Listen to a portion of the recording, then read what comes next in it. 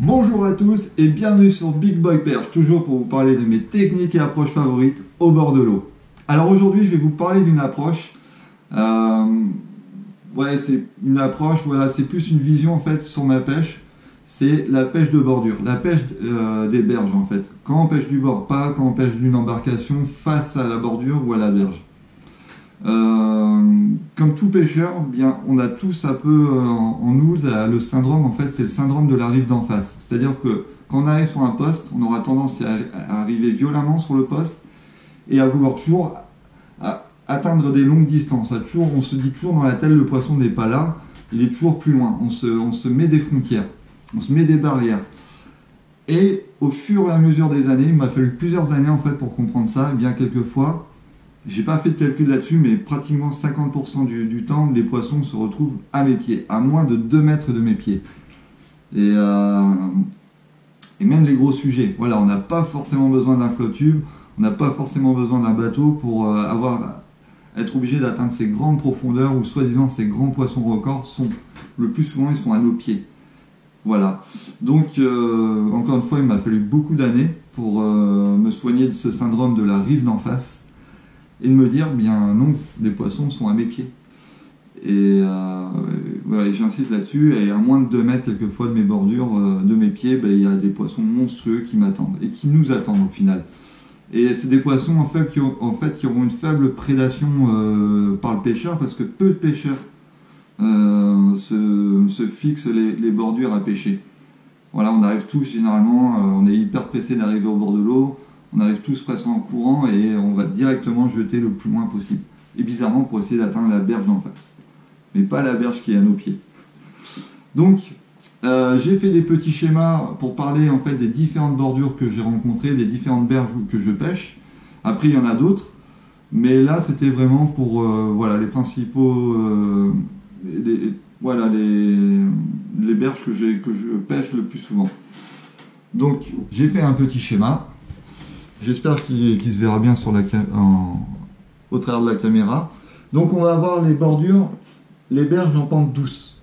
Alors ces berges sont super intéressantes en fait en extrémité de journée, en pointe de jour. Tôt le matin, tard le soir, ça va être des zones où en fait les carnassiers vont venir chasser le baitfish, le poisson blanc en fait, où il va essayer de le pousser le plus possible du bord, où il y a le moins d'eau pour faciliter en fait leur chasse. Donc ça va être vraiment des bordures intéressantes pour les perches et les cendres et les black bass. Voilà, vraiment tôt le matin, tard le soir, ils vont généralement chasser en meute. Donc ça va être des poissons généralement des carnassiers grégaires comme le cendre ou la perche ou le black bass, qui va essayer de pousser un maximum ce baitfish, ce poisson blanc en bordure. Après on va avoir la bordure avec des enrochements soit naturels ou soit artificiels, qui elles vont être des bordures où en fait le carnassier va venir s'alimenter, où le baitfish aussi va venir chercher les petits invertébrés, et les carnassiers vont venir chercher les écrevisses. Donc ça fait toujours une zone, un secteur où en fait le carnassier va venir se nourrir, où il est soit qu'il va venir voir le baitfish qui lui cherche des invertébrés, mais ça va être une zone de nourriture, de nourrissage. Après on va avoir la berge creuse, qui va être soit creusée par les animaux comme les ragondins, les rats musqués, ou creusée par le courant en rivière. Ce qui fait que ça va être des zones de repos pour le carnassier ou des zones d'embuscade en fait pour le brochet ou le silure, qui lui va se planquer pour atteindre sa proie dans l'ombre. Et après en dernière bordure, on va avoir la berge végétalisée. En fait ça va être une berge intéressante dans le sens où ça va être une berge de repos, où le poisson va se protéger de la chaleur et du soleil, et une zone aussi de nourriture pour se nourrir. Donc c'est une zone très intéressante aussi. Voilà les 4 bordures qu'on peut rencontrer assez facilement en France quand on pêche du bord. Après, même si le poisson, bizarrement, est assez peu sollicité quand on pêche du bord, il y a 2 choses qu'il faut respecter. C'est l'approche au niveau de ses pas en fait, parce que le poisson a une ligne latérale en fait, qui permet de sentir les vibrations. Donc c'est-à-dire que si on marche trop vite ou si on fait des pas assez forts, eh bien le poisson va se dire tiens, il y a un prédateur, il y a quelque chose qui se passe, donc on va éveiller ses soupçons.